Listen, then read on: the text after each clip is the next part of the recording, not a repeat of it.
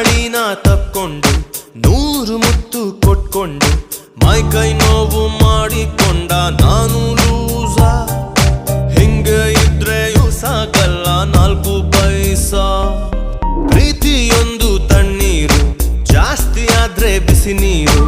ಕುಡಿದು ನೋಡ್ಲಾ, ಸ್ನಾನ ಮಾಡ್ಲಾ,